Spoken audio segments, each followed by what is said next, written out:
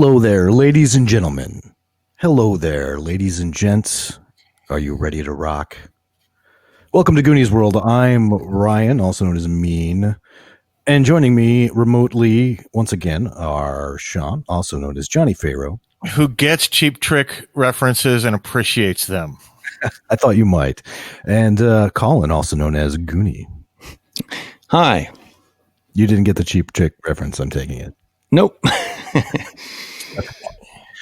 That's fine. Somebody listening out there will, and will appreciate it, I hope. And if you do, if you are that person, send us an email or tweet at us or do something. Give us 5 stars. Yeah, yes. 5 stars for the Cheap Trick reference. I think I think we've earned it. Robin Zander, if you're listening, we would like you to be a guest on our broadcast. You know what? Not Robin. Who'd be more fun? Rick would be a little more fun, I think, as a role player. So maybe Rick, if you're listening, we'd like you to be on our podcast. Yeah. And then we can jam. We could jam. We're accomplished musicians ourselves, but we won't get into that. I don't know, but experienced anyway.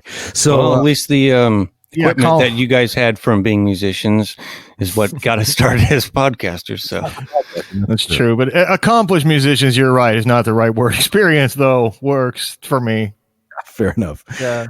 And so once again, we join Chip and Plunger and Dickie in Plunger's grandmother's attached garage, where they are enjoying a short break from their Druids of Dragondale game, having some marshmallow fluff and hanging out and cracking jokes as you do. And it's a Friday night. You know, they're all spending the night tonight. They got some John Carpenter movies to watch later, and so yeah. And it's it's getting kind of late, I would imagine. They've been up playing for a few, and I'm assuming, as when you're this age and you're playing these kinds of games at like a sleepover or whatever, you're probably staying up until 2, 3, 4 in the morning, barely getting sleep. Yeah.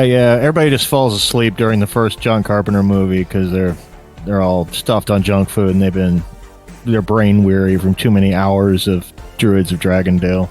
Right. So I'm assuming they've been playing for a while, and it's getting a little bit late, and you hear the sound of a couple vehicles pulling up outside the garage. And what's this? Is it the government? I've been expecting them for decades. I have protocols that I need to put into action. Quick, go unplug the Commodore 64. Let's just wait and double check. Grab my binocs. Check it out.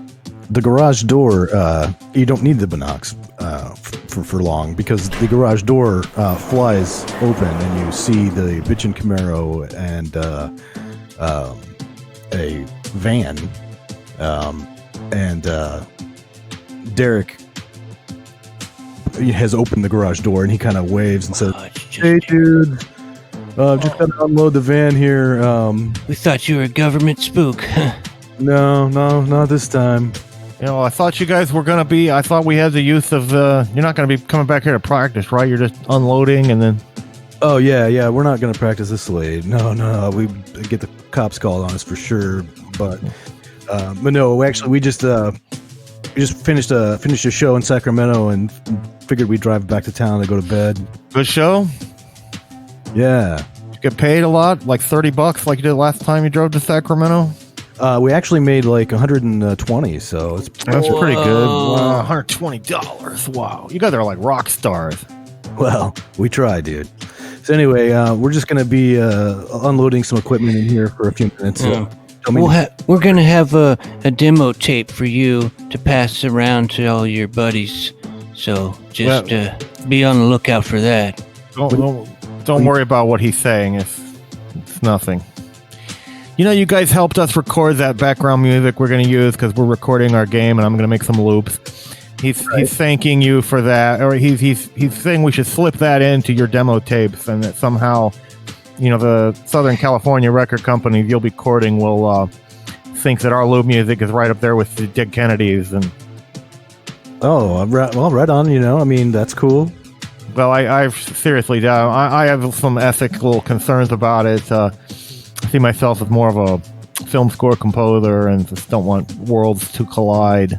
Yeah, I'm not a rock and roll guy. Yeah.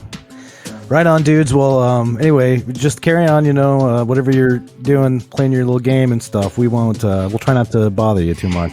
Yeah, I'm winning at it, so I'll just get back to it. There's no real winning at Druids of Dragondale. By the way, you guys, he's my brother and I love him, but you notice that condescending tone?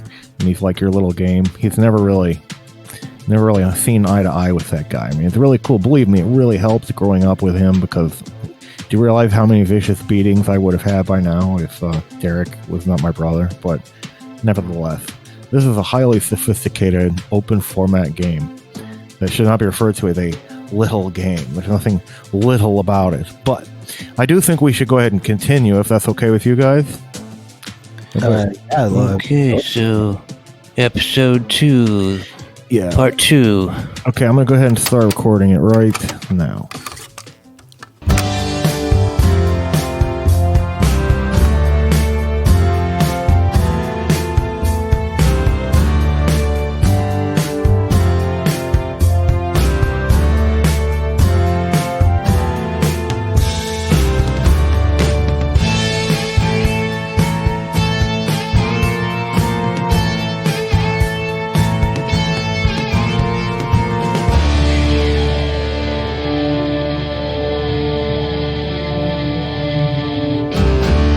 Welcome to Dickie's World. I just wanted to say that. Yeah, that's funny. Like we'd ever name the whole show after you. Like that would just never happen. I did have the idea, and I'm sorry that you weren't part of it. Well, I don't think that we should call the show Dickie's World. I think How about Chips, I can't think of anything that rhymes with chip. Chip. Well, Chip's Trip. Then that's going to be a hard no. Then I won't do it.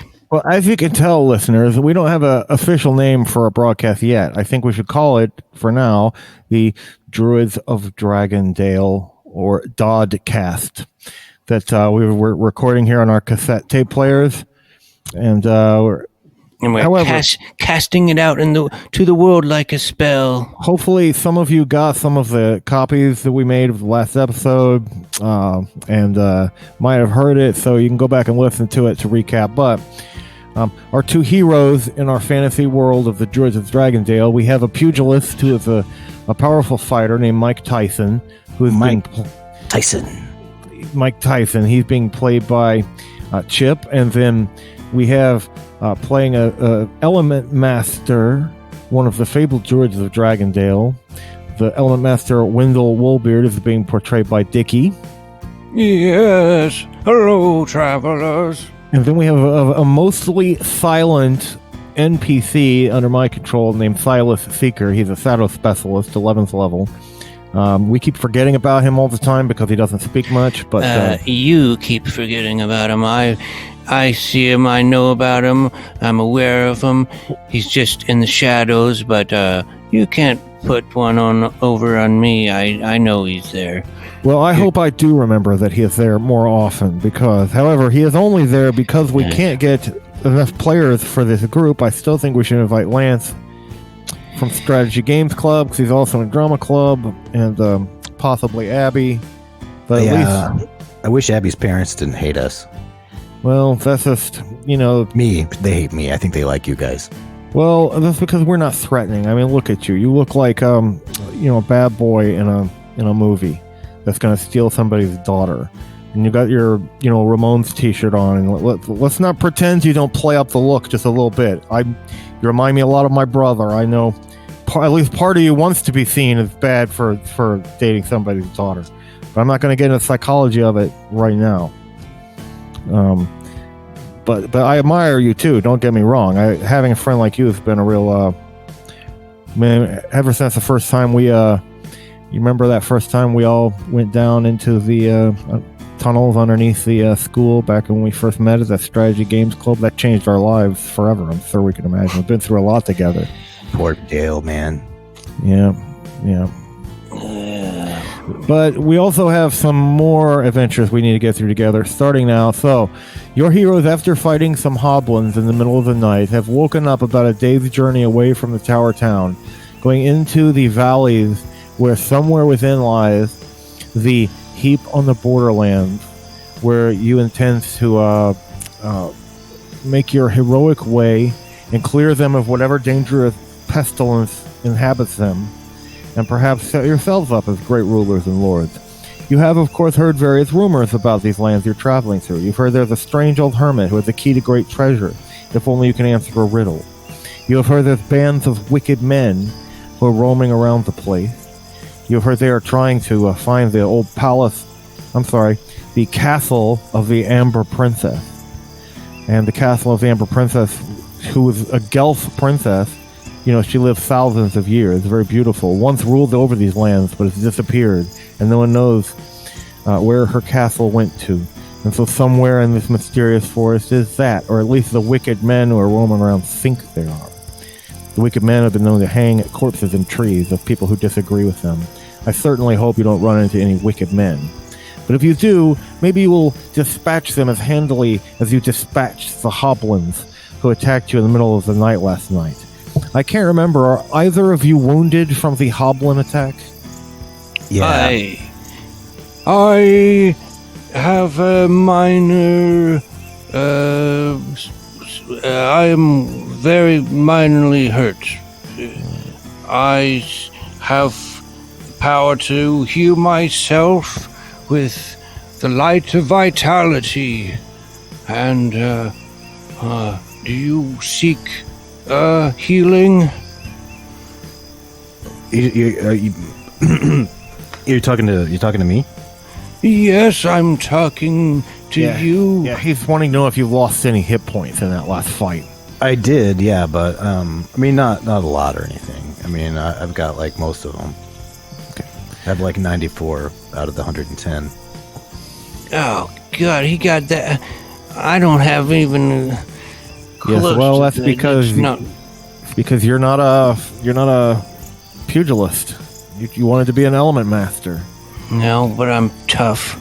He's tough. He's trained his body to, perfection almost. And he should be giving me some of his hit points. Well, I don't think either of you are so far down that you might want to waste a spell or anything yet. Don't forget, you also both have a couple of minor healing potions. So that will instantly restore 25 HP to you if you need it. But now, we should have got something from sleeping and healing overnight. No, because there was a terrible encounter during the night that robbed you of your sleep. And if you don't like it, call a rules lawyer. We need to get started with the game. Okay? Well, I okay, but I am going to get the cordless phone right here, and I know that Harry Fleinstein just a short call away. Well, as much as I don't like dealing with the man, I feel fairly confident in ruling that during a night in which there is encounter, no meaningful rest can be had. Therefore, you are not well rested, but you also still have quite a few hit points, so I don't feel very sorry for you. So we're going to go ahead and continue. However, I imagine you get started very early, because when you sleep outside, you generally will wake up with the crack of dawn. And continuing on the path to the southeast, you enter into the mist-shrouded valley, and in the morning the mist is even heavier, and it obscures visibility, but you can still see for 50 or 60 yards in front of you. The forest becomes fuller at this point. You've been traveling through an area of sparse trees and barren hills, but as you come down into the valley, the forest begins to predominate, and you lose sight of the track up ahead as it seems to plunge down into some trees. And as you plunge down into the trees, following the path, as it beats off down into the valley, there is a fork in the road suddenly. You didn't expect a fork in the road. One Unexpected fork. fork seems to continue more or less on in more or less the same direction you were going. The other one veers off sharply towards the south. You cannot see because too far to the south, beyond 50 or 60 yards, due to the misty conditions. But in the mud around the crossroads here, you do see that there are some bare human footprints in the mud heading off down that southern path. Bear humans? Bare footprints, no. yes. Like someone with bare feet. Bare feet? Yeah. But I'm afraid it would take great wisdom to be able to ascertain much more. Can you make a wisdom roll, Dickie? You would need a roll higher than a 10. Please add your wisdom bonus. I should be the one rolling wisdom. I'm wise. I'm Wendyl Woolbeard. I'm going to roll That's why I said Dickie. But well, I should have said Wendyl. I'm sorry. I thought you said... I must have just imagined that you said Chip. Because I'm the one that's... Interesting that you wise. imagined that. But. Better not.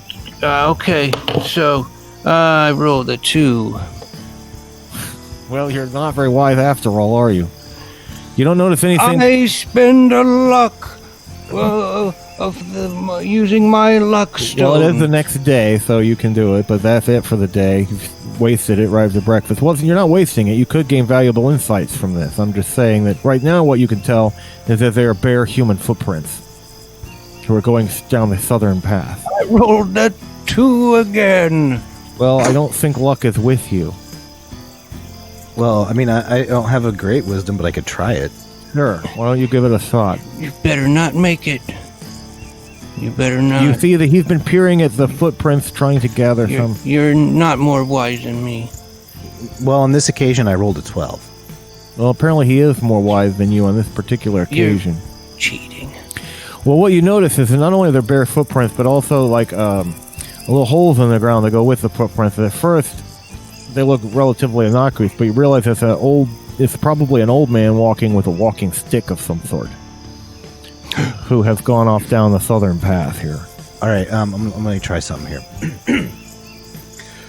Mike Tÿsen thinks we should follow this path, and perhaps this is the old man with a riddle we've heard about. Hey, that's pretty good. Role playing. I like that. You think that you like that? Yeah, thanks, it's man. really great. Yeah. Yeah, but it sounds a little bit too wise to me, but maybe put a little grit into it, because you're a pugilist. Oh, a little... I could do it like this. I could be a pugilist with an accent of some kind. That's actually quite nice as well. It's scary. You're scaring me now. Well, don't be scared. I already told you we'd leave the nightlight on tonight when we watch The Thing. John Carpenter's The Thing, not the Howard Hawks. You gonna call your mom? No, I don't want to call my mom. I mean, she might offer to come over and rub your back, make you feel less scared of my awesome character. No, I'm gonna cast a spell on you. All right, gentlemen. We're not going to get involved in any player versus player activities right now. We just need to get moving on with the game. But would you like to follow these seemingly an old man's footprints off on the southern path? Mike Tÿsen sure wants to, yeah. I don't know if it... Yes, let's follow these tracks. I shall use my own staff, the staff of walking, that aids me with +1 and walking. Well, there's someone else who actually must need help walking, but as you go down the southern path, it's not much of a path, but more of a game trail, and you do occasionally see these footprints in the mud. The person is not taking great care to hide them. But soon up ahead, there's a clearing in the woods, and you can see that there's a small garden patch of some turnips and corn outside of a round hut, like a sort of an Iron Age roundhouse with a great thatched roof. And sitting out before it, carving a stick of wood, is a very, very old man. A man so wrinkled by the sun They look like a little brown raisin, and yet he has bright blue eyes peering out from his face. He has long, wispy hair that falls down all the way to the middle of his back. And he says, as you walk in the clearing and he sees you, he says, greetings, young ones. Greetings. You might be old, but compared to me, you are very young, he says. Oi, stranger. Are these your Neeps here? I love your accent, by the way. Are these my what? Neeps, mate. Neeps. Neeps? Bloody turnips, mate. Oh, really? I'm not familiar with that. No, these are my turnips, yes. I grow the turnips to subsist upon, waiting for the ones who will someday come and claim the key to the great treasure. Right, well, I'd like a great treasure, but first I'd like a Neep, if I might.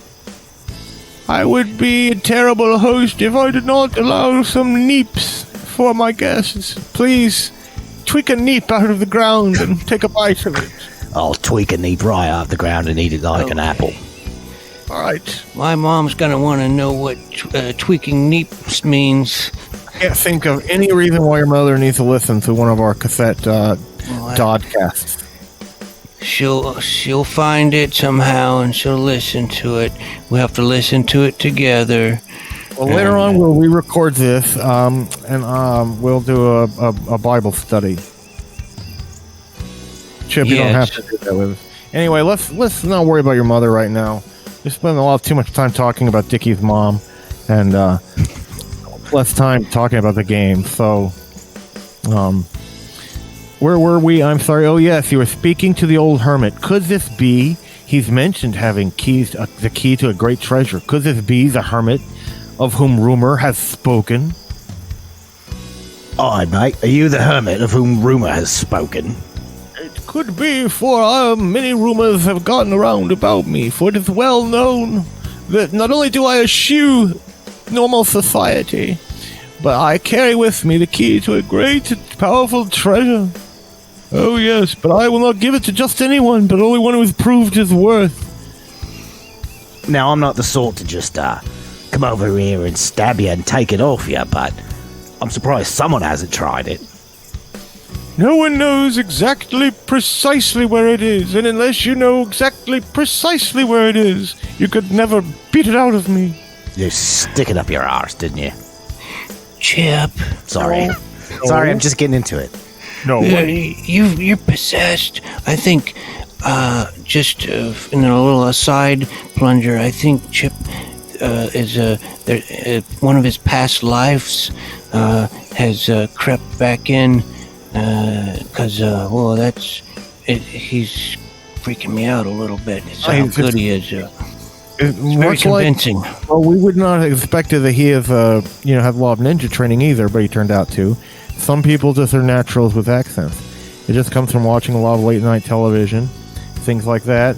Old Oliver Reed movies, especially. So you, Plunger, are denying the theory that that he was possessed by an Englishman in favor of some sort of scientific explanation. Is that what I understand? No, I think that what's happening here is that Chip happens to be fairly good at English accents, and that it's bothering you for some reason. And I can't imagine what that reason would be. Well, it's just a little unnerving is all. Well, I mean, to be fair, like, I totally, like, cribbed it off that the dude on Lifestyles of the Rich and Famous. Well, there you go. Mystery solved. Okay? Not everything... It's a mystery to me. I've never seen the show because I can't watch it. There's just too much smooching. I'm Robert Leach, and welcome to Lifestyles of the Rich and Famous. Well, I'll tell you really what... Never mind. Let's not even get into all that. Let's continue on speaking to... Yes, but I will only give it to someone who is worthy. I deem myself worthy. To prove that you are worthy, you must answer 3 riddles. 3? The Trog just told us about 1. The Trog could not answer even the first one. It's always 3. Yes. I am prepared to answer 3 riddles. Here's the first riddle. I am not alive, but I grow. I don't have lungs, but I need air. I don't have a mouth, but water kills me. What am I? Fire. I mean, fire. Who are you who is so wise in the ways of riddles? Oh, man, I was just about to say that. I'm the great and noble and wonderful pugilist Mÿke Tÿsen. I shall remember this. Then riddle me this, the great and powerful Mÿke Tÿsen. What can you catch, but you can never throw? A fish. No, you could totally throw a fish. That's terrible. I didn't let him finish. Was there more? No, that's the riddle. What can you catch, but you can never throw? Herpes. A disease. Can you be more specific? Well, I said herpes, but I don't know if that's I'll accept that. The answer was a cold, but herpes is close enough, I think. Well, but you a cold. But herpes is a better answer, even because it doesn't. It actually never goes away, but you get over a cold, so you kind of throw it. You know what I'm saying? You can't really sneeze herpes. Well, I guess maybe you sort of could. I don't know a thing about herpes, and I just would rather you guys not explain it to me except later, maybe. What's it all about? Yeah, you don't want to know, dude. You must answer the final riddle, says the old hermit in the woods. 2 fathers and 2 sons went fishing one day. They were there the whole day and only caught 3 fish. I knew fish was involved. Okay, go ahead. Go on. One father said, "Those 3 fish are enough for all of us. We will have 1 each." How can this be possible? Jesus, for he shall eat of...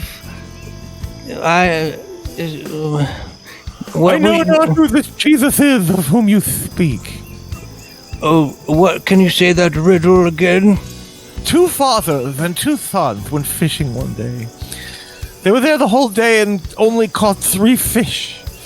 One father said, "That is enough for all of us. We will have 1 each." But how can this be possible? Oh, yeah, right. It's because it's a dad and a son and a grandson. You are the wisest of all pugilists. Sure it wasn't like a mutant that was part of the other one that came, like that movie where he's got the guy that's the little baby mutant that's on that guy's stomach that's part of him, or I don't know. Okay, you win. They're from Bullfinch's Book of Riddles for Young People, by the way, so check out my local library and incorporate them into the module. Therefore, I finally found someone who will have this key to great treasure. There's only one problem. And he goes back into his hut and he bangs around inside his hut and he comes back out with this ornate old key. It's coppery, but it's sort of getting a little greenish with age as well. But it's large, like a foot long. This key clearly goes to some very large and old place. Perhaps it is the Castle Amber's key. Perhaps it is the key to the heap on the borderlands. Perhaps it's something else. I know not what it is, but I give it to you. Oh, wise and mighty pugilist. Yeah, go on and take it. Right, Mÿke Tÿsen accepts your key, but you don't know what it goes to. I know much, but I do not know everything. I surmise that it opens a very large lock. and someone has lost it in this forest. I found it long ago as I wandered around making footprints in the mud. Right, well, hopefully it goes to the heap, because that's where we're going. But we'll see. Then you must be very bold warriors, indeed. Indeed we are. Once you go to the heap on the borderlands, do not return. Well, with that, he retires. He waves you off and retires to a quick meal of neeps. He tweaks some neeps out of the ground and boils them, and eats his neeps and sends you on your way, because he is a strange and odd old hermit. And having finally given away the key, he feels a little bit anticlimactic about his life, and he's thinking out, new reasons for existence now that he's part in our story has been completed. I wonder what will become of the old hermit. We'll find out someday, maybe. Anyway, would you like to go follow the path back to the main road, or do you think that you're clever and that you can cut through the fields and perhaps meet up with the path a little bit further on to the southeast and take a clever shortcut? Would you like to go back from whence you came, or attempt to take a clever shortcut? What do you think, Wendyl? Well, I know there are dangerous things in the woods, but since I am a man of nature, I say we shan't worry about such things, and shall journey forth through this woods. And let's begin our journey now. Well, very well. You think if you swing your way up to the north, that since that road was forking off in a branch from due south to southeast, that if you just swing back up to the north, you'll eventually hit that southeast branch. You go up through some of the turnip and cornfields, and then deep into the heavier woods, where there's a great deal of kudzu-like undergrowth here, as well as thick cloying vines and little brambles. And the mist has lifted somewhat throughout the day, but there's not much sunlight gets in here into the very dark recesses of the forest. Now, if one of you would not mind rolling a d6 for me, that is the cube-sided dice. If you roll a 6, that means there's a terrible random encounter that occurs here in the forest. I rolled a 6. There is a terrible screaming sound from up ahead of you. At first, you think it's just one person screaming, but then you realize it's two people screaming, but it's not even a person. This screaming is much too loud. It sounds like the cross between an elephant's scream and a gorilla's scream. And bounding down out of the trees above you, smashing branches as it lands, is a huge white-furred, two-headed monster. It is the dreaded two-headed giant known as the Yetin. And the Yetin, who knows no reason, is mad with hunger as he has come down out of the cold northern hills, seeking easy prey, and it looks like he has finally found it. So please, roll initiative. That is a d6. Only one of you need to roll it for your side. I've rolled a 3 for the great two-headed Yetin. Yeah, go ahead and roll, Chip. You're better at this than me. If I did not mention it before, the Yetin has 2 heads, and he's covered with white fur, and he's about 9 feet tall and has terrible claws. I rolled a 3 as well. Well, ties go to the players, as we have established, and therefore, you may make your attack. Keep in mind the crowded woodland conditions. Heavy, undergrowth on the floor, not a lot of room to swing huge blades. I'll leave all this to your advantage or disadvantage as you see fit to employ it, but go ahead. And the pugilist, of course, will go first. I don't specifically remember saying this, but I assume that I would have collected my throwing axes. Oh yes, we can always assume such simple things. Okay, and is he close enough to hit with the broadsword, or would I have to run? You could easily charge up, and you would have to move, yes. Wendyl, do you plan on using one of them area effect spells again? I have other spells I can use that shan't affect you? Meanwhile, it roars at you, Worry not. belligerently. Well, I'm gonna rush in and swing my broadsword at it. That's very heroic, and I approve the effort. Its armor class is 16 due to its thick hide, but luckily it's not as high as your armor class. It's also quite large, which makes him easier to hit. That'll be a 22. 22 will certainly hit him. We'll see how many hit points of damage you can do to him. Just 10. Okay, well, every little bit helps. And so, in the next moment, Silas Seeker, our shadow specialist, will attempt to creep off into the darkness of the trees behind him to set up a backstab for later. He will be occupied. Looks like he will be successful doing that, but during this entire round, he'll be setting that up. And so, moving on to, in the order of initiative, we come to Wendyl Woolbeard once again. What are you doing, Wendyl? Heat wave is cast upon you, foul beast. Okay, and okay. Now I think I'm going to do it. Let the consequences go where they may. There's a good chance for, as the flames erupt from your fingertips, this is a good chance for Mike Tÿsen to make a save versus the number 10, of course, because this spell attacks multiple targets and is flying out towards both of you. Oops, I didn't know that. Yeah, Dickie, you need to read that fine print a little more carefully, Dickie, for one who claims to be such an expert. Well, my glasses are fogged up. Let's not blame the glasses. Well, this is how I Shit. loan you my hit points. Darn. What? This is how I loan you my hit points, like by being your bullet sponge. Luckily for you, I only got 4 damage. Did you make a saving throw?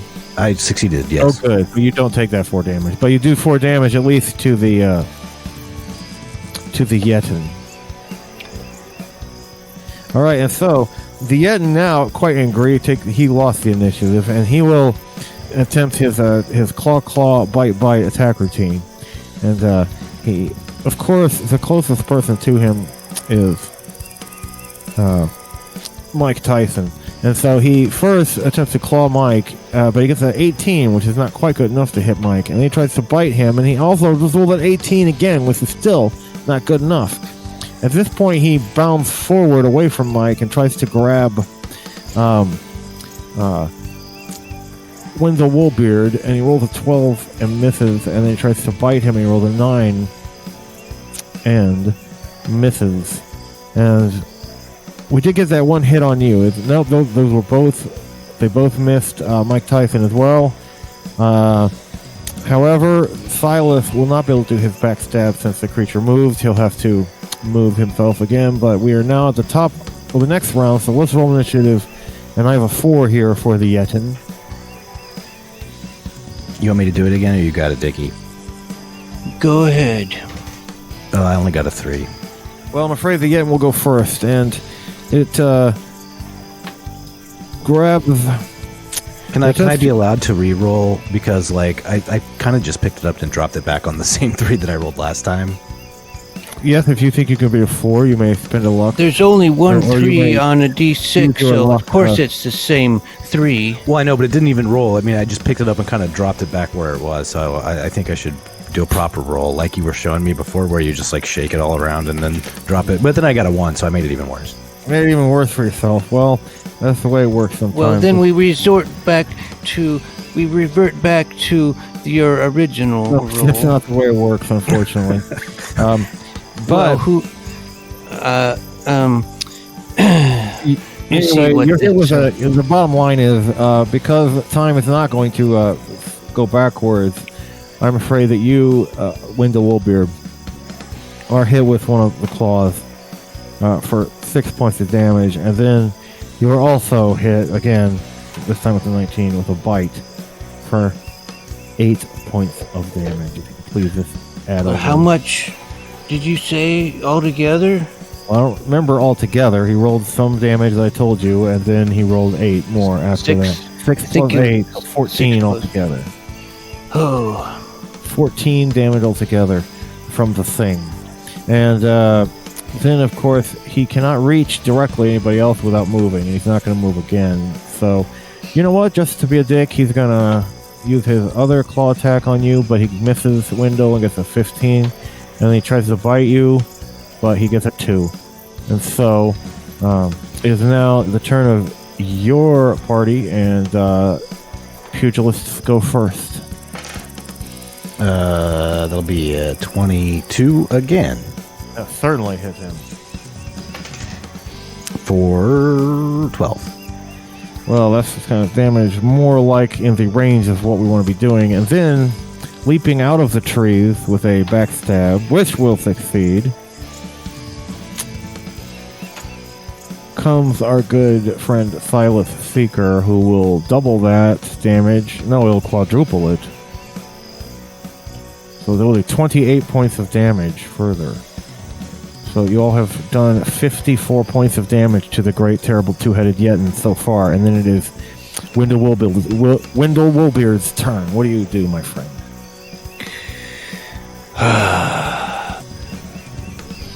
Now I shall cast Call of the Wild, and I summon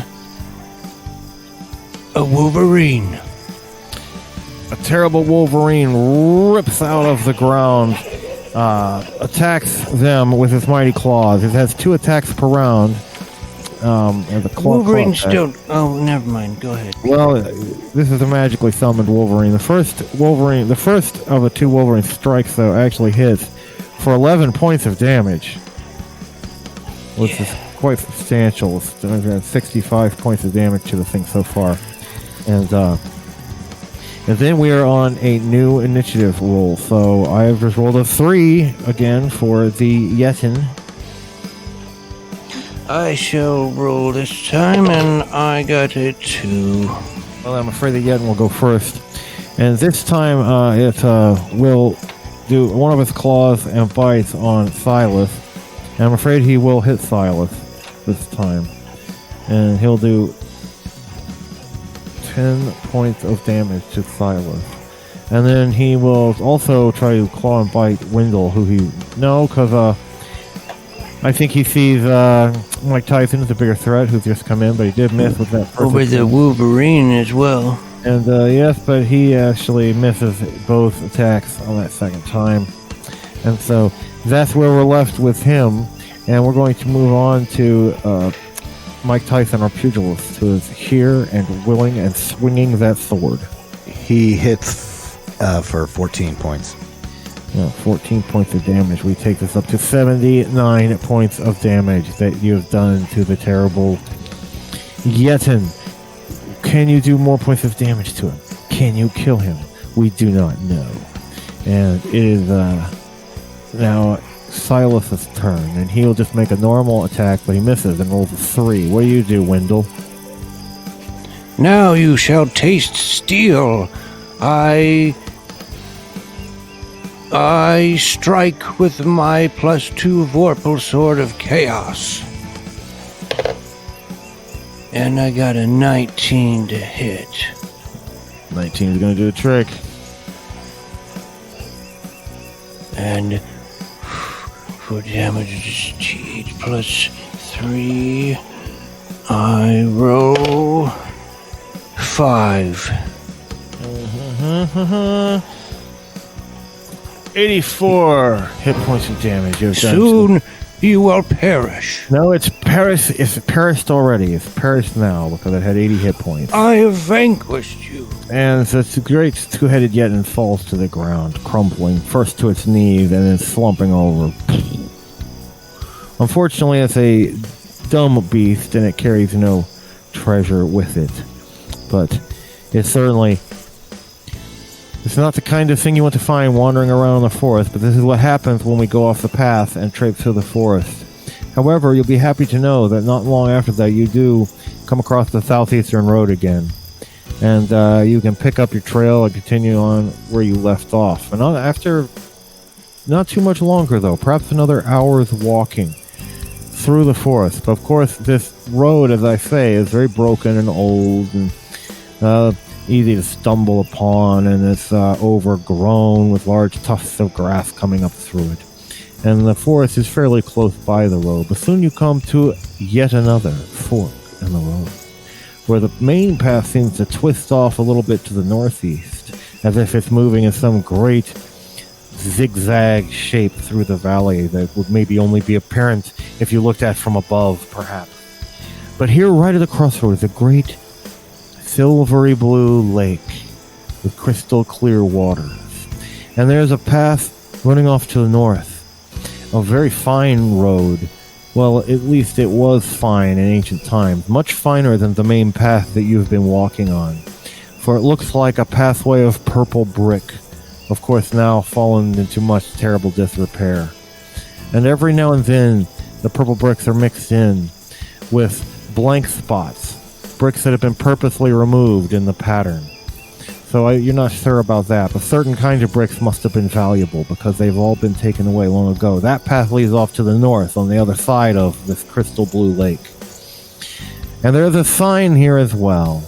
And finally, that sign, which is by the lake, and this is on the path that leads off to the north, the purple path. The sign warns people off the path. It says, "Death awaits." Very simple. On the path to the north, the purple path.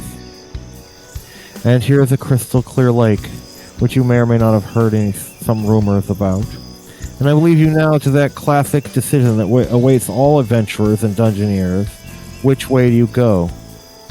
North along the purple brick road, or northeast along the main path? Or do you stop and investigate the lake? I want to look into the crystal waters and see what lies at the bottom. As you lean over the waters, you are surprised by a merman who jumps up out of the water and grabs your throat. And the merman, of course, he is not the bottom half of a fish and the top half of a person, but the opposite. He has the whole top body and head of a fish, and he has arms and legs like a person. And he comes leaping up out of the water, strangling at you with his hands, and gets a 19, hits you, and does 7 points of damage to you. And then he ducks back into the water and swims away. Do you still want to try to see if there's a treasure in the water? Knowing that there are mermen infesting the pool?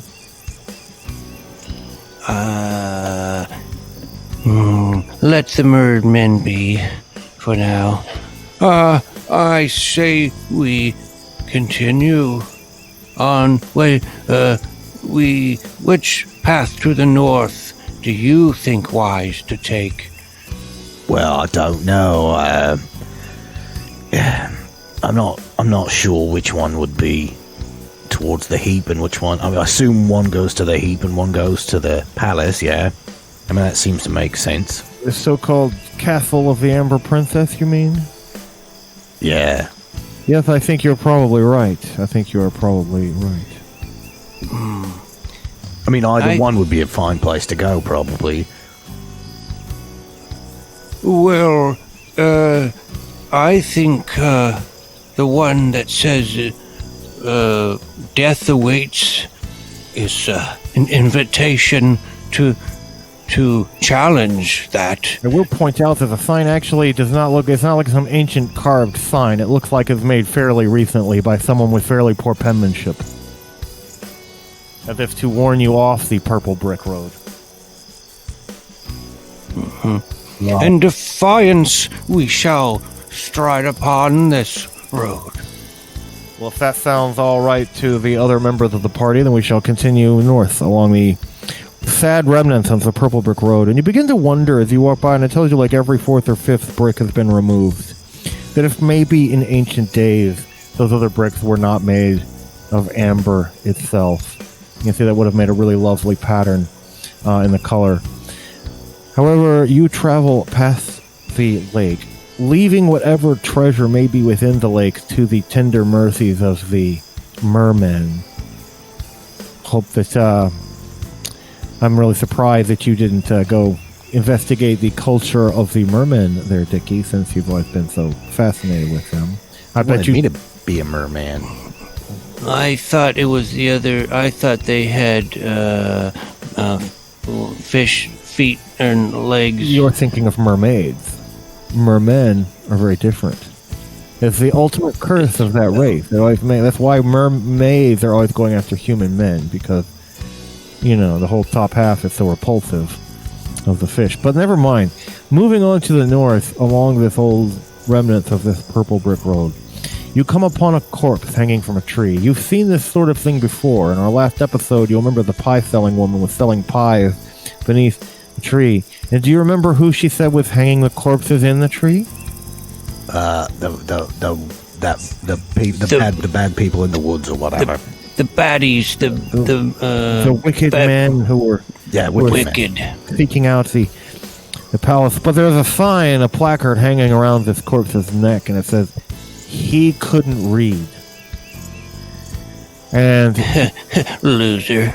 Traveling on and coming up around a bend, you come down to where you'll be having to go up a ridge. The road goes over a hill at this point. And when it comes down, it's fairly steep. And you see that someone has built a little footbridge to go over a little ravine. It's maybe about 12 feet deep or so. But it's full with some brambles and a little bit of running water.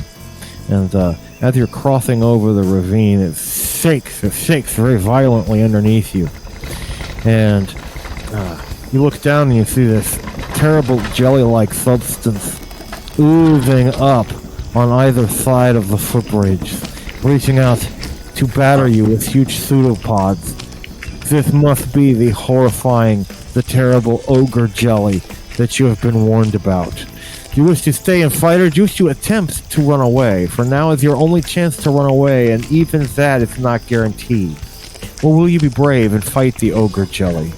I don't know about this. I think we should run away. What about you? Mike Tÿsen? Do you run from the ogre jelly? It seems to offer you a great challenge with its huge pseudopod-like fists. Well, they're too scary. you've been playing this game a lot longer than I have, Dickies, and if you want to run away, Yeah.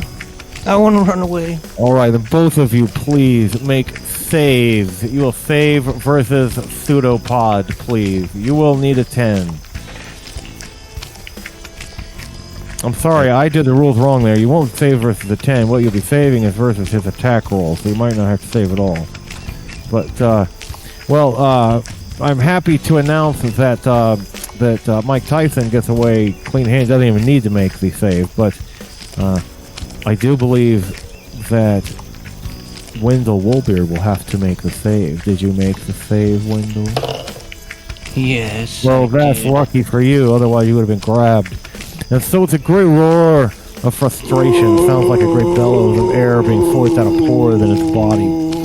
The ogre jelly climbs up out of the ravine to follow you, but you realize that if we were playing on a tabletop with miniatures, it would only be able to move about 4 inches every turn. Meanwhile, you could run about 18 inches, so it's not catching up with you. That's why I wanted to run, because I just wanted to show it how slow it is and how fast we are. Well, perhaps if you come back this way, you might want to find some alternate way around, however, but there only seems to be one way across that ravine, and it is guarded by the ogre jelly. However, you don't have much more time to think about that, because up ahead, in the distance, through the trees, there are shafts of sunlight shining on a beautiful yellowish orange color, and you see the color is shining from the turrets on the top of a very small scale, almost fairy tale castle with 2 turrets of amber. It's just a 2-story castle, but the front portcullis has been thrown open, burst open in fact. It is broken with many pieces lying about, and you hear loud laughter of boisterous men coming from inside. And there are a few men lounging about on the grass in front of the castle. and it seems a rather sad state of affairs. Thus far, the men lounging about in front of the castle have not noticed you. One of them seems like he's been drinking rather heavily and is staggering off to find a place to pee. 2 others are playing a dice game on the grass, on the little purple, sitting on the grass and rolling dice on the little purple cobbles of the purple brick road. This is what you see before you. Not perhaps what you expected from the strange castle of the Amber Princess, where this Guelph princess supposedly lived in ancient times. Again, like I say, those men have not seen you yet. What do you do? I say we confidently stride up to them and demand that they announce their names to us. And I shall do that now. Well, Don't you think these are the wicked men? Right. Well, we'll see we'll see who's better. Then I'll go. I'm just got so much fluff in me right now. Okay. you approach, as I say, the doorway, the portcullis of the palace, the castle, has been broken open long ago. And inside, who knows what's inside, because I said there are 3 men lounging around on the lawn. As you approach boldly, they stand up and stagger up.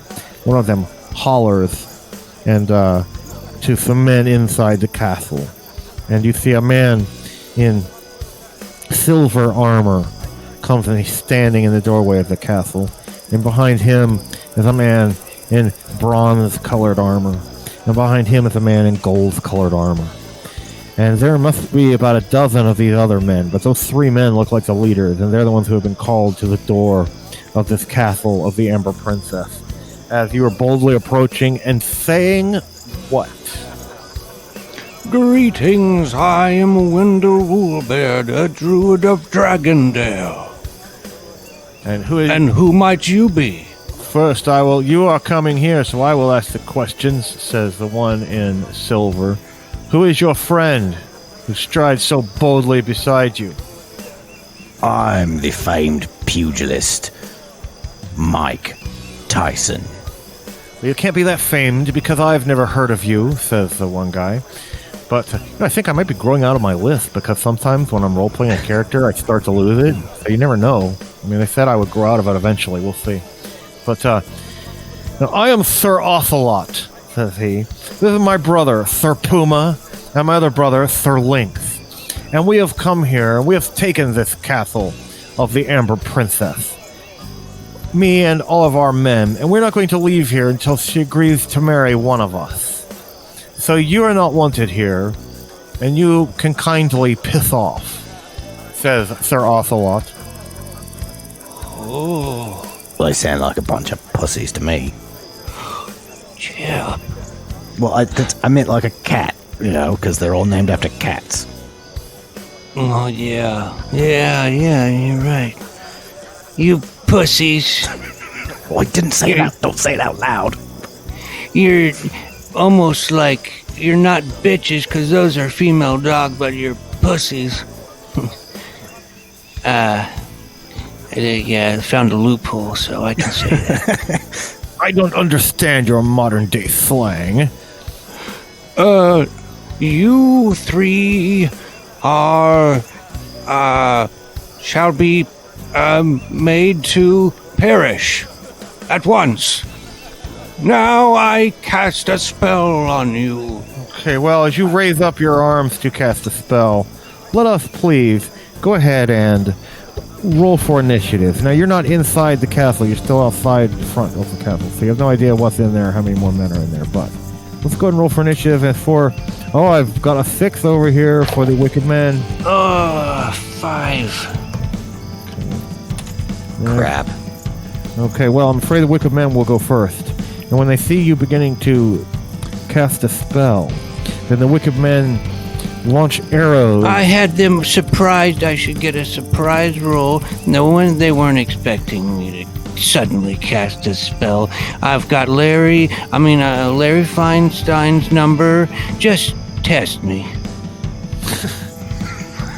You really think, though, that during your spell has verbal, somatic, and it has components. It's just not the kind of thing that can be.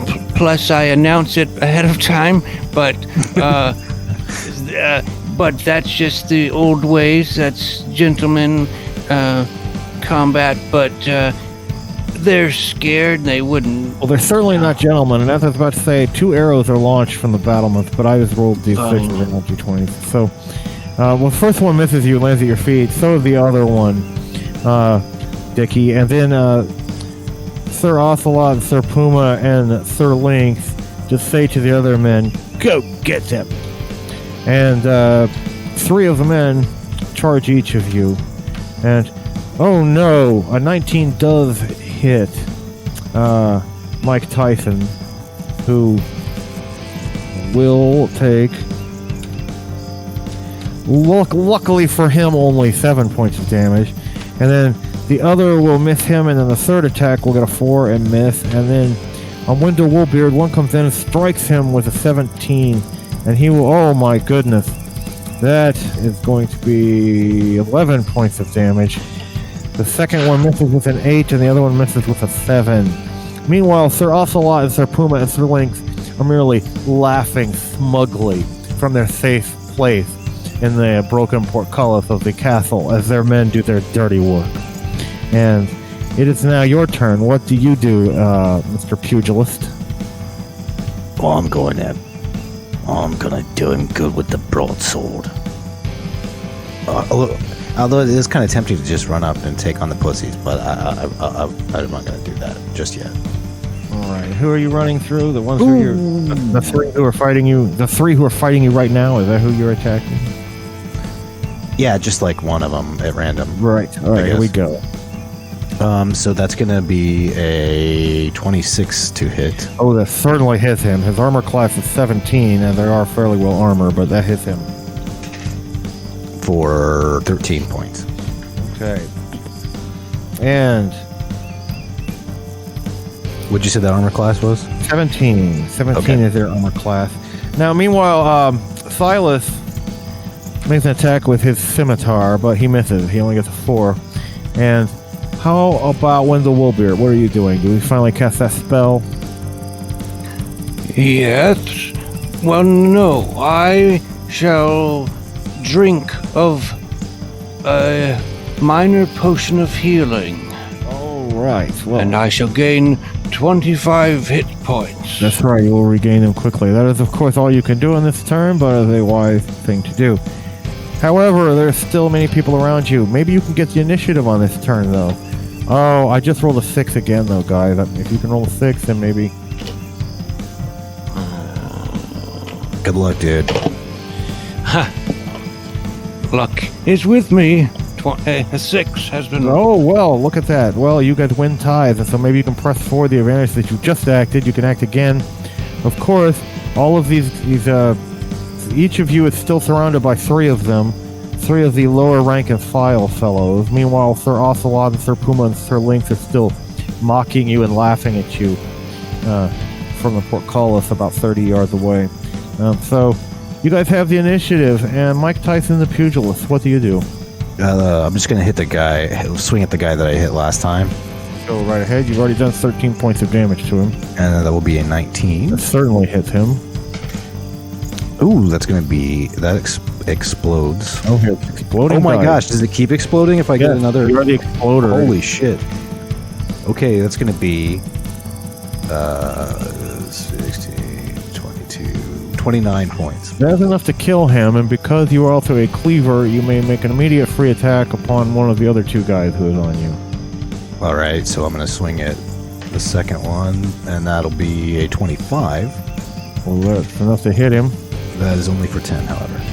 Okay, 10 points of damage to him. And now Silas, meanwhile, dealing with his own. And he misses again because he's not very good today. I hate to say it since he's my guy, but anyway, Wendyl, what do you do now that you've had your health potion? How many people are on me? There's 3 of them, all bashing and smashing at you and stabbing at you with their swords. They're large bullies in brigandine armor.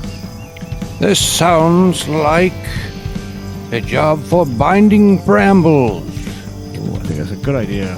And summon vines to entangle them. Targets. So more than one. Yes, and they do not get a save. They're not high enough level NPCs. And so,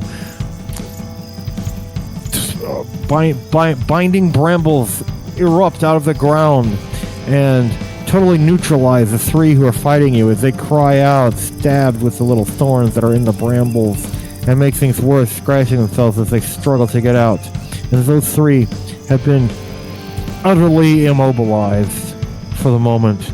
And that is as good a turn as any. But now the other side gets to go. And there were still some by Silas. And one of them, one of them's going to hit poor Silas. Silas takes only 4 points of damage. The other one hits him too. Silas is very unlucky, and he takes, well, that's odd, another 4 points of damage.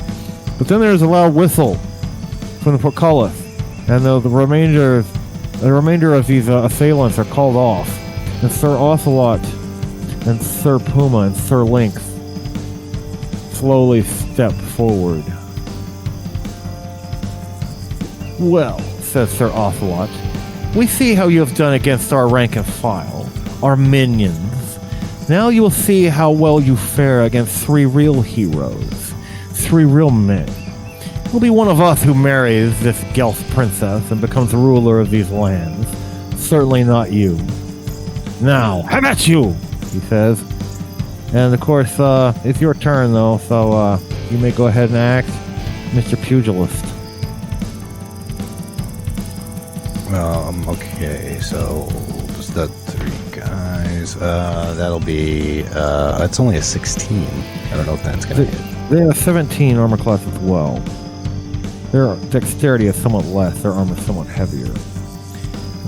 Yes, and of course they each have different colored armor. Sir Ocelot is distinguished by his silver armor, Sir Puma by his bronze armor, and Sir Lynx by his golden armor. You know what? I'm gonna spend that luck point. Well, I think that's what they're there for. Like, fuck. I mean, darn. No, I rolled even worse. Alright, well, that's too bad, but what are you doing? Silas, though, however, he's not going to be able to get into a backstab situation, but he does have a natural 20 that he rolls against Sir Puma. So hopefully his little sword will do some sort of thing. Oh, he rolled a 6. I wish he could explode, but he can't. But so that's 9 doubled is 18 against Sir Puma, which is nice. And then what about you, Wendyl? Vorpal Sword of Chaos. And, I hit. And 2 plus CD plus 3. 7 damage. Alright, well, you don't know how long you'll be able to fight these men. They seem at least equal in experience to you. But we will find out as the thrilling combat continues. And let's roll initiative for the next round. Oh, I have a 1. So unless you also... Well, you're going to win. So even if you rolled a 1, no point in that. So, like Tÿsen, what do? You are locked in combat with Sir Ocelot, I believe. Yeah, and I get a 26, so that's going to hit. Yeah. Sir Puma is the only one that's taking damage. Go ahead. 11 points. 11 points of damage to Sir Ocelot. And now the men realize that they're fighting in earnest, and they're grunting and growling. And meanwhile, Silas, who's engaged with Sir Puma, misses with a 7. And what are you doing, Wendyl? Same thing as before. Attacking Sir Lynx with your +2 Vorpal Blade. And 18. Will hit. And you shall take... that will be 11 damage.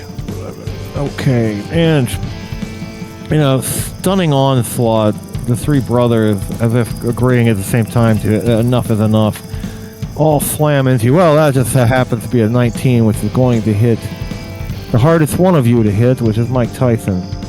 And Mike Tÿsen will take 9 points of damage from Sir Ocelot. Meanwhile, Sir Puma, with a vicious kick, can follow it up with an upper thrust of his blade. He gets a 19 as well on his attack. Not a natural 19, but nevertheless. But he only rolls a 1, doing a mere 4 points of damage to our friend Silas. And then finally against Wendyl, Sir Lynx steps up, and altogether that's going to be a 22. And 11 points of damage to you. Now, I don't know if you guys can come up with some clever plan or what, but now it's the time, I believe, to roll initiative again. And they have a 2 this time. What do you guys get for initiative? Yeah, you can roll. Alright, I got it. 5. Well, you seize the initiative. What do you do? And of course, as always, in a round, the pugilist acts first, Mike, so it's your action. I rolled a 17. I forgot what the armor class was. It was exactly 17. Oh, well, alrighty. That's certainly going to hit him. For 12 points of damage. Okay. Now you've been pretty successful at hitting these guys. You've done decent blocks of damage. You're hoping that with a few more solid blows, maybe it'll put these upstarts back down. Silas needs a high roll. He's got one. That's a 19. That's going to be modified up above 20 as he launches himself at Sir Puma, doing 8 points of damage. So we're up into 24 points against him. And then finally, Sir Lynx, with a twisted sneer on his face, goes, oh my, way up into 24 as he attacks Wendyl. And oh, that's about the worst thing I could have rolled, which is altogether going to be a 12. And now it is your turn. Alright, so Ocelot. Oh, that's going to be a 29 to hit. Well, hopefully you can do some damage to him. Possibly. And first roll was an 8, so we'll roll again, but I only got a 4, so that'll be 12 plus 7, 19. That'll do it.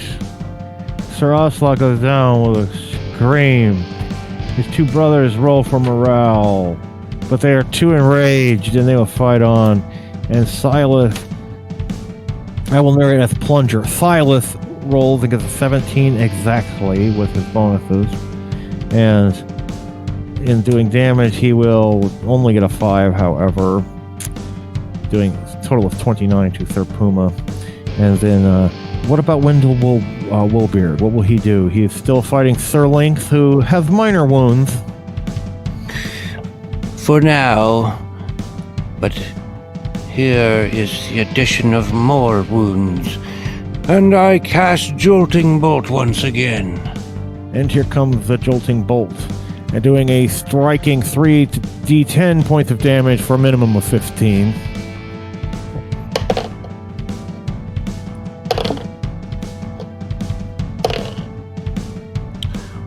That's going to be 24 damage. I'm afraid Sir Lynx, with the damage he's already taken, has been fried inside his armor from your Jolting Bolt of energy. And yes. Meanwhile, got him. I just rolled terrible double ones on the morale roll for Sir Puma, which is so terrible that I will allow you guys to coup de gracie him if you would like to go ahead and hack up Sir Puma. It's actually pronounced coup de grace. Well aware of that, sir. It's kind of an old joke I learned from this guy named Nougat. Sounds like a fictional character. So does Plunger, for that matter. Alright, so we just like straight up kill the last one? Yeah, the last one is so terrible, and he only had like a thread of hit points left anyway. But after dispatching them, you see that the hall is quite open before you. Perhaps the Amber Princess lies within. I search these dead and what are there? Yeah, the dead ones. I search them. Altogether, you find 32 pieces of gold. scattered about their person. They, of course, have their weapons and armor and things like that, which are of no particular interest to you. But once you've done that, just go ahead. I'm sorry. I'm going straight to the castle and looking for the Gelf princess. Wait, you get 16 gold. Right. Because Wendyl Woolbeard is a druid and he believes in balance, so I have to split these up equally. Off to your right, there is a vast area. You don't know what it was once for, but apparently it's been where all of these suitors of the princess have been staying. It's all foul and disgusting with their bedding and so on and so forth. And off to the left, they have taken over the great hall, and you can see there's a long table and fireplace, and there's some boxes of supplies and things like that, but it looks like food stuff, rice and oatmeal and things like that. But there's also 2 grand staircases going up, and if there's any princess anywhere, she's probably up in one of those towers. But rushing up to the top of the stairs, who was going first? I think we determined that didn't we determine that Mike Tÿsen would have been going first here? Yeah, well, I was going. I rushed into the castle while Wendyl was looking over the dudes and stuff. That's right. We're gonna say you rush up the stairs first. Now, the top of the stairs.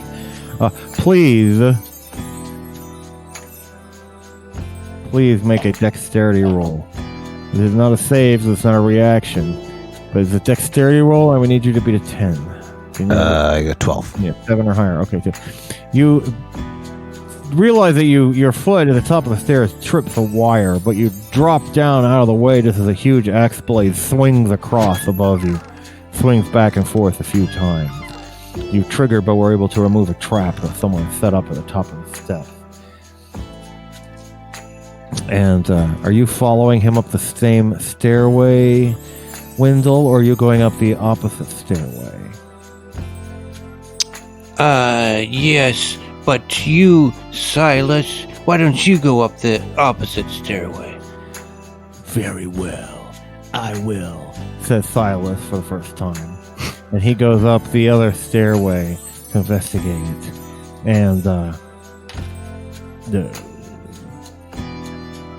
suddenly there's a terrible a floor tile at the top of the stairway tilts backwards with great force and it knocks Silas down the stairs. As he's coming up, he fails his save and falls down the steps, taking 7 points of damage. Oh no, the NPC was injured. And then you begin to wonder why perhaps it is the Amber Princess herself setting these traps up here to keep her upper level pristine from those men who would otherwise molest her. But you can see at the top of the landing that there are 2 doorways across from each other. Both of them are closed and heavily locked. There's one on the left and one on the right. These must be the towers you saw from outside with the amber turrets on top. These must be the rooms on either side of the gatehouse. So, I say we each take a room. Whoever enters on to the room of the princess shall marry her. It is declared. What if she doesn't want to marry you, dude? I mean, What if she doesn't want to marry you?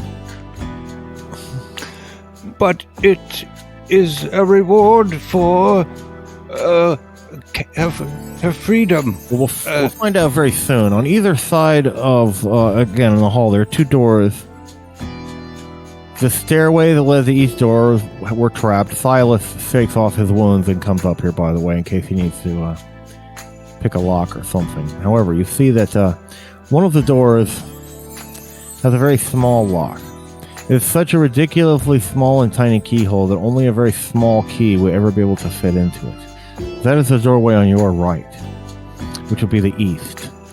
The doorway on your left, which would be the west, you see has a very ridiculously overlarge keyhole. Like a very large key would have to fit inside of it. Well, I'm going to try my key I got from the hermit then. What size is that? It was very large, and he did say it was the key to a great treasure, didn't he? So, All right. well, in that case, I think I hear that Mike Tÿsen opens the door. The door on the western wall with a large key and opens up. And inside you see the most beautiful Gelf maiden that you have ever seen in your life. What a gelf. And she says, Hubba hubba. I am the Amber Princess. But that, my friends, is where I'm afraid we must end up our episode God. for the evening. We'll have to see what happens with the Amber Princess the next time. So, I'll just have to dream about it until next time. listen, guys, so let's go ahead and end the tape here. Okay, there. So, before we go ahead and do the rest of the adventure, which will probably be, leaving this place hopefully with some kind of reward and tackling the heap on the Borderlands in our last adventure. But in the meantime, I'm going to go back down into the big house and make some pizza rolls, because if you try to make them in the microwave that we have here, they just don't taste the same. So are you guys up for some pizza rolls? Oh, heck yeah. Oh, yeah. Yeah, and they just get too soggy in the microwave, man. You got to crisp them up. Okay, and also, I was saving this for a surprise, okay? I know I said we were going to watch The Thing, but we've all seen The Thing, several times. I happen to have on laser disc a copy of John Carpenter's seminal exploitation crime drama, Assault on Precinct 13, which we're going to watch later after tonight. But in the meantime, let's take a quick break, make some pizza rolls, and then we'll get on with the rest of our Druids of Dragondale adventure, all right? All right. Yeah, it's here. Yeah, this game's really fun. I totally see why you guys play it. Oh, great. Well, that's great, because we really do need some extra players, and if we got you and if we can get Lance from Drama Club, that should really, help out. Why don't you just marry Lance? I don't think well, you know what? That's a really insensitive thing to say just because he's in Drama Club. No, it's because you was what Lance so bad. I just feel like, I feel like it's a little hacky to have like an NPC character who's controlled by the game master. I think that... Oh, now you saying it's hacky. I now believe it's hacky. When I was a younger person, I thought it wasn't hacky, but now I feel like it's getting a little hacky. I'm just saying. But nevertheless, we'll meet next time. And in real life, I think we'll go ahead and end our real life episode here too. Yes, we will. I suppose. Okay, well, in that case, folks, we will see you next week. And we're glad you're still listening. We're glad we're still here. Until next time. All right, bye, everybody.